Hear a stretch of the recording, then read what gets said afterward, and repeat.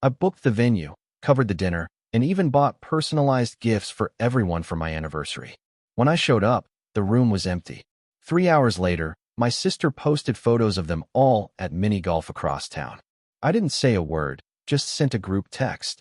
Good luck covering your bills without me.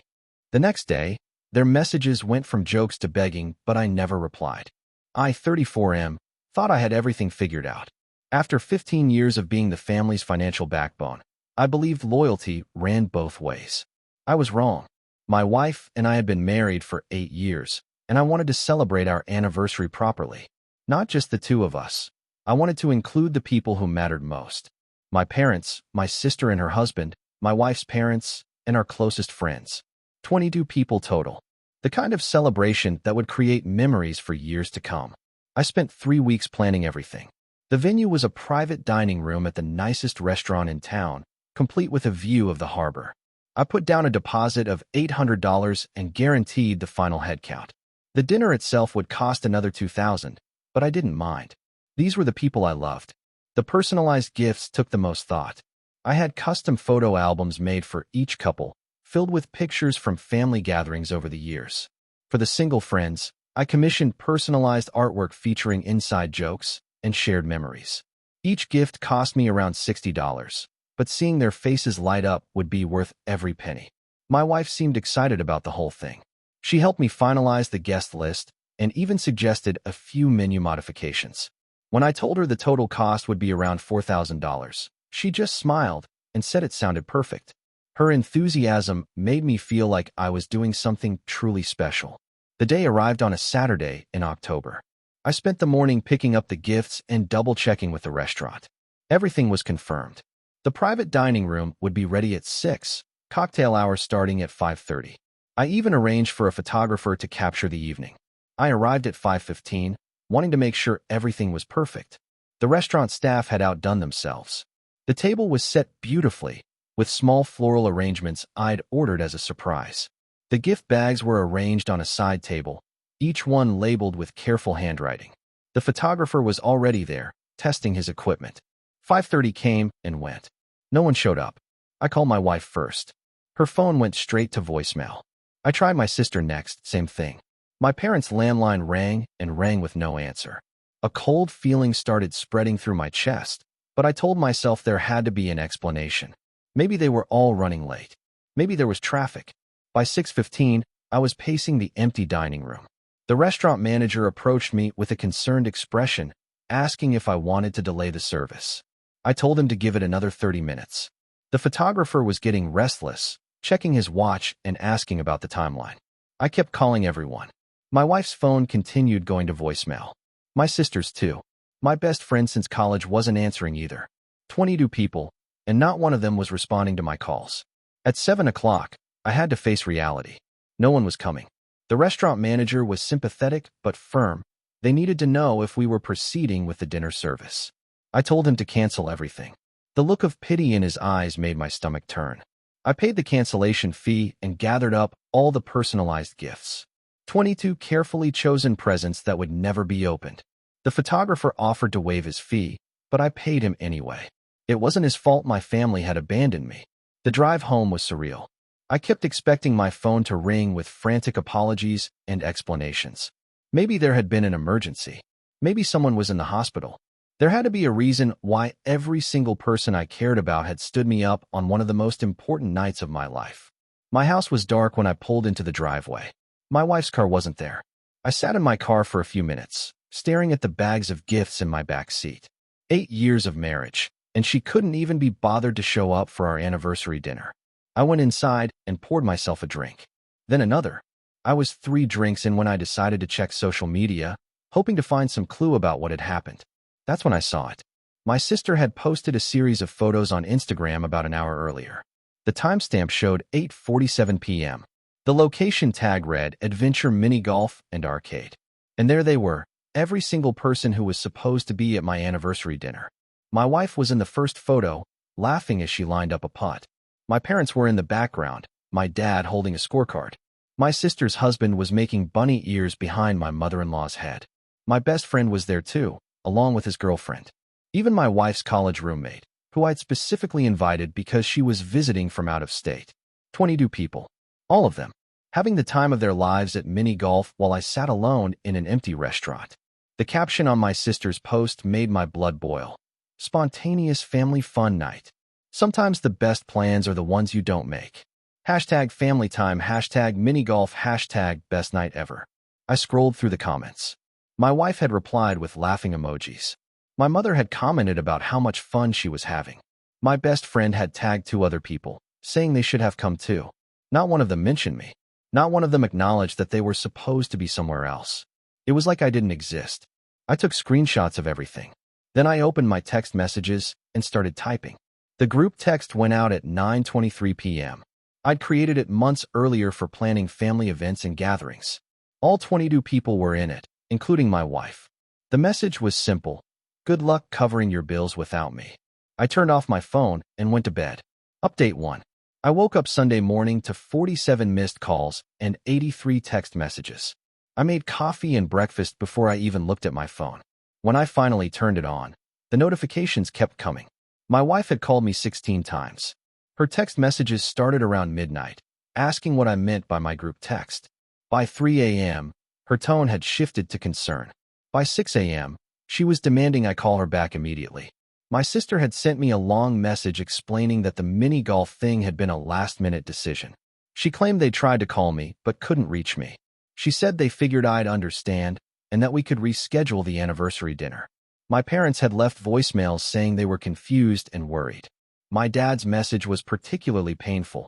He sounded genuinely bewildered, asking if there had been some kind of misunderstanding. But it was my best friend's messages that really got to me.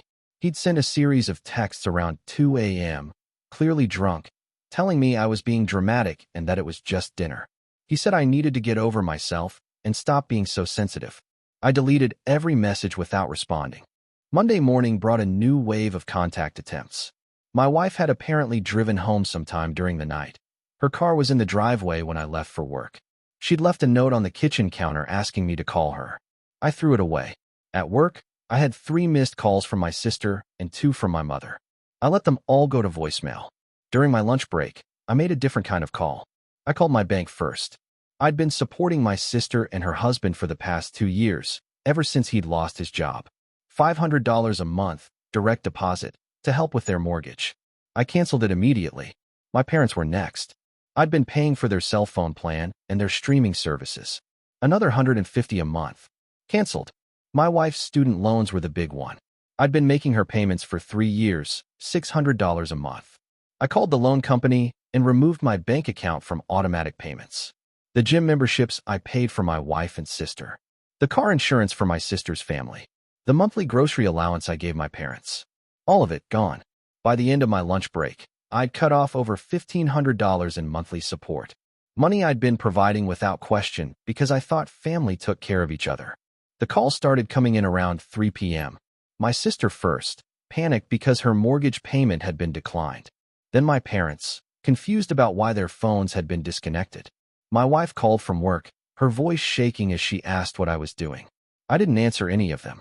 Update 2. Tuesday brought desperation. My wife had slept in her car in our driveway. I could see her through the bedroom window, slumped over the steering wheel. She'd been there when I left for work, and she was still there when I got home.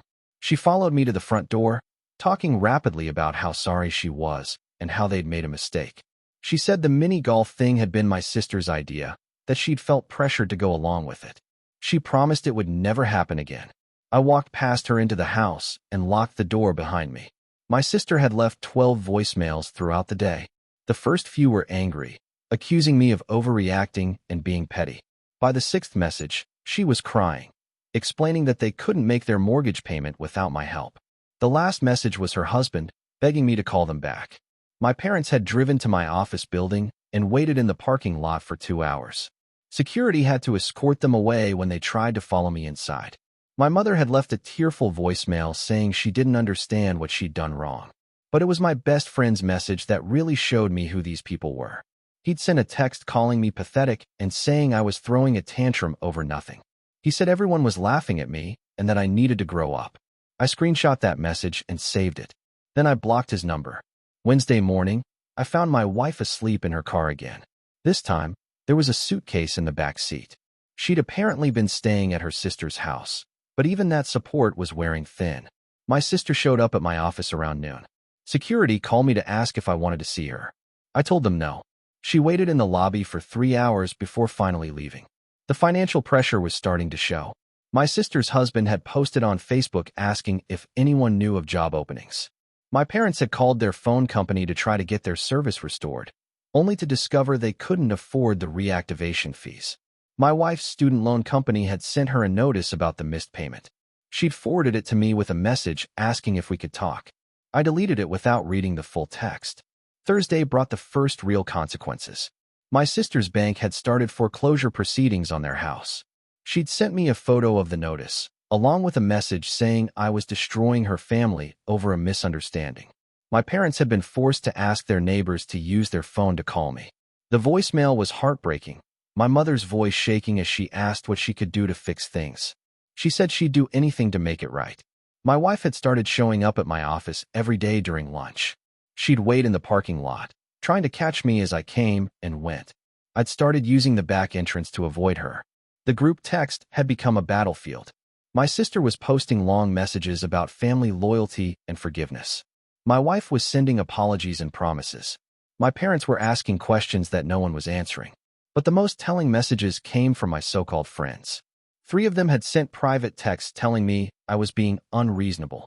They said I was making everyone uncomfortable and that I needed to get over it. I realized then that none of them understood what they'd done. They saw it as a simple change of plans, not a complete betrayal of trust. They couldn't comprehend that their actions had revealed something fundamental about how they viewed me. Update 3. Friday marked 1 week since the anniversary dinner that never happened. My wife had finally stopped sleeping in her car, but only because her sister had threatened to call the police for loitering. She'd moved back in with her parents, who were now calling me daily. My sister's situation had gotten worse. The foreclosure notice had been posted on their front door, visible to all the neighbors. Her husband had finally found a job, but it was part-time minimum wage, nowhere near enough to cover their expenses. My parents had swallowed their pride and asked their church for help with their phone bill. The pastor had called me, asking if there was anything he could do to help resolve the family situation. I told him there wasn't. The breaking point came Friday evening. I was at home, finally enjoying some peace and quiet, when someone started pounding on my front door. I looked through the peephole and saw my entire family standing on my porch. My wife was there, along with my parents, my sister and her husband, and even my wife's parents. They'd apparently coordinated this intervention, thinking that if they all showed up together, they could force me to listen. I didn't open the door. They stood there for over an hour, taking turns knocking and calling my name. My mother was crying, begging me to just talk to them. My sister was shouting about how I was being cruel and vindictive. My wife was promising to do whatever it took to fix things. But it was my father's voice that cut through all the noise. He said he was proud of me for standing up for myself, but that I was taking it too far. He said family was supposed to forgive each other, and that I was being just as wrong as they were. That's when I knew they still didn't get it. I opened the door and looked at all of them standing there. My wife stepped forward, hope lighting up her face. My sister started to speak, probably preparing another apology. I told them I had one thing to say, and then I wanted them to leave. I explained that they hadn't just missed a dinner. They'd shown me exactly where I stood in their priorities. I said that for years, I'd been the one they turned to when they needed money, support, or help. But when I needed them to show up for something important to me, they'd chosen mini golf instead. I told them that their apologies weren't about being sorry for hurting me. They were sorry about losing their financial support. If I'd been broke, none of them would be standing on my porch right now. My wife started to protest, saying she loved me and that money didn't matter. I asked her why she hadn't called me when they decided to skip dinner, why she hadn't thought to invite me to mini golf, why she'd posted laughing emojis on social media while I sat alone in an empty restaurant. She didn't have an answer.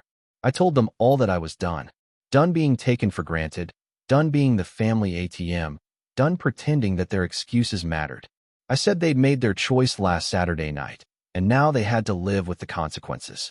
My sister started crying, saying I was destroying the family over nothing. I told her that she destroyed it the moment she chose mini golf over showing up for me. I said that if our relationship was only worth $500 a month to her, then it wasn't worth anything to me.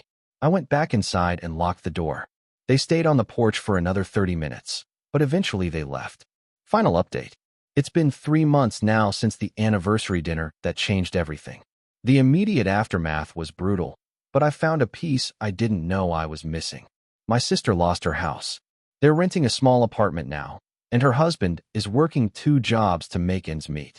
She sends me a text every few weeks, usually around the time rent is due, asking if we can talk.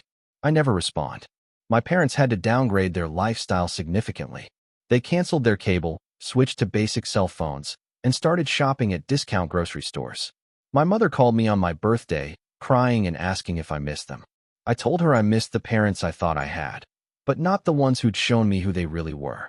My wife filed for divorce after 2 months of me refusing to engage with her attempts at reconciliation. She's moved back in with her parents and is struggling to make her student loan payments on her salary alone. Her lawyer tried to claim I was financially abusing her by cutting off support, but since we kept separate finances and I was never legally obligated to pay her loans, it went nowhere.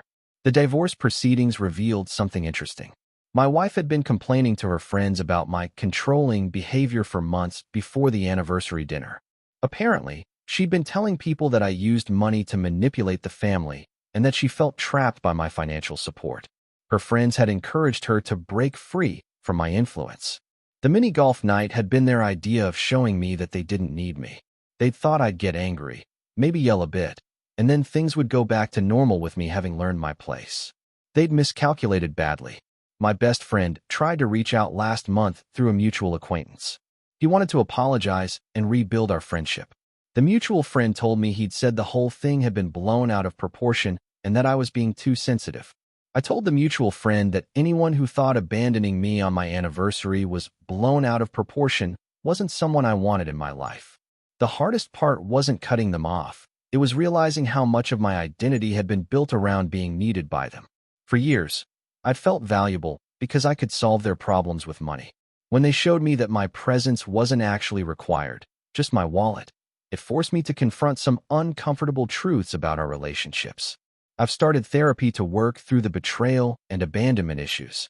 My therapist helped me understand that healthy relationships don't require one person to constantly prove their worth through financial support. She's also helped me recognize the patterns that led me to accept being taken for granted for so long. I've made new friends through a hiking group and a volunteer organization. These people don't know about my income or my willingness to help others financially. They like me for who I am, not what I can provide. I'm dating someone new now. She's financially independent and insisted on splitting the check on our first date. When I told her about what happened with my family, she said she was proud of me for standing up for myself. She said anyone who would abandon me on my anniversary didn't deserve my loyalty. My family still doesn't understand what they did wrong. They see it as a simple mistake that I've blown out of proportion. They can't comprehend that their actions revealed the transactional nature of our relationships. My sister posted on Facebook last week about the importance of family forgiveness. She shared some quote about how holding grudges only hurts yourself. Several people commented, telling her how wise and mature she was. She still hasn't acknowledged that she chose mini golf over her brother's anniversary dinner. My parents sent me a Christmas card with a note saying they hoped I'd had enough time to cool off and that we could start fresh in the new year. They signed it Love, Mom and Dad, as if nothing had happened. They still don't understand that this isn't about anger or cooling off.